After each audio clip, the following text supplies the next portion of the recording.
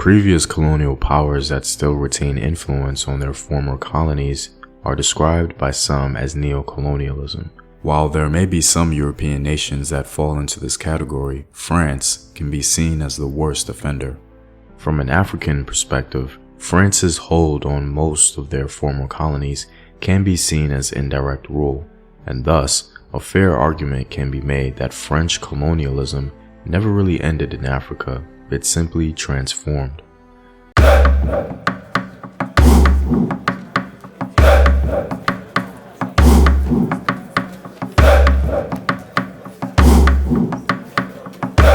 What up, African world? It's Home Team here, and welcome back to another video of African history, culture, and worldview. By supporting this channel on Patreon, you're helping in the creation of these videos and contributing to this content. The link to Patreon is in the description box below. Also, stay tuned with word from my sponsors. Hello, my name is Howard Dorsey. I'm 54 years old.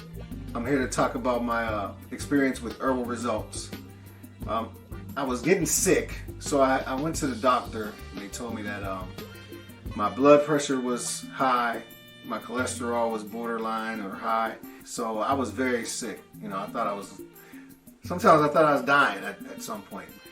And I ordered a bottle of olive leaf extract. This is how the bottle comes in. And within the first probably week and a half, 2 weeks, I checked my blood pressure and it was back down to normal. It was like 120/80. My cholesterol went down to 125. I definitely believe that olive leaf extract from Herbal Results saved my life. And that's real. I recommend it to everyone in my family, my friends, and we've seen a lot of results in that manner as well. Purchase now at herbalresults.net.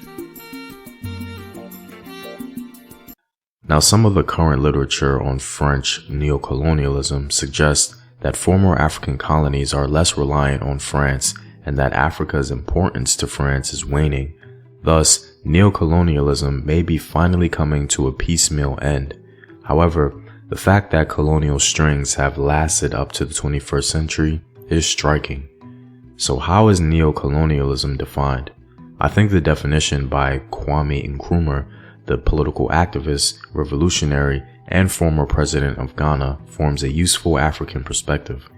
Imperialism claims that it is giving independence to its former subjects to be followed by aid for their development.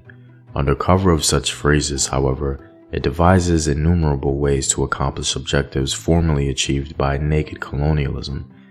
It is this sum total of these modern attempts to perpetuate colonialism while at the same time talking about freedom, which has come to be known as neocolonialism. Former African colonies often experience neocolonialism through economic and monetary means, but in extreme cases, they may experience military involvement. The French utilizes these objectives nearly in totality to achieve control over former colonies. With these tools at their fingertips, so-called colonial states or independent states become just titles. So what separates French neocolonialism from other former European colonial powers? The main point of difference between France and Britain, for example, was the French desire to assimilate or later associate African colonies with France. Assimilation and associations continue to be important motivating forces in French ways of governing. As a result, the African subjects aspired to become French citizens, to participate in metropolitan politics, to imbibe French habits, etc. Also, the leadership that sprang up in French Africa accepted French leadership as also French-sponsored intermediary institutions like the French Union or French Community. The 60s began a movement of African peoples to free themselves from French colonial rule. However morally compelling they were, we're reminded of the words of Dr. Claude Anderson. Racism and slavery are all wealth-building agents. Colonialism was no different. That unassailable reality is precisely why France sought to protect its economic interest while symbolically appeasing the African masses. France opted to institutionalize its relationship with its former colonies by signing comprehensive bilateral economic, political, military and cultural accords with them.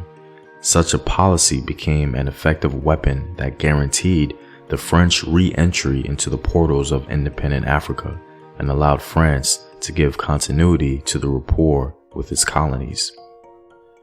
In other words, the countries of Ivory Coast, Senegal, Niger, Mauritania, Cameroon, Gabon, and others all had to sign agreements with France that gave them paper independence, but economic, political, and military dependence. As one scholar notes, in so doing, grooming the leadership in French colonial traditions. A parallel concept coined by legal scholar Riva Siegel describes this phenomenon, terming it preservation through transformation. White supremacy uses this strategy quite well. It adapts, rebounds, morphs, and is ultimately reborn. Only 2 French colonies identified the trap and valiantly removed themselves from its colonial grip. These countries were Algeria and Guinea. The neo-colonial states, as mentioned before, practiced political sovereignty, but with a significant economic dependence on France. All the more glaring is the military aspect of French control over their so-called former colonies. The French army has maintained a powerful influence over African states. They accomplished this through military assistance agreements and military technical agreements. French military interventions form a salient function for neo-colonialism. French-supported leaders in Africa can call on military aid from France to maintain neo-colonial objectives or the status quo. A countervailing element exists as well. If these propped-up French regimes in Africa become too independent and establish policies that disrupt French intrusion, then the French military can support a domestic coup and overthrow the government.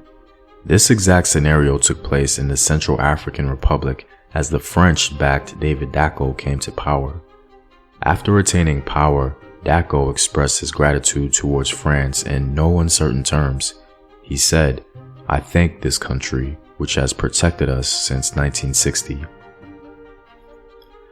This leads to the final point concerning how France has had colonial control over various African countries well into the 21st century.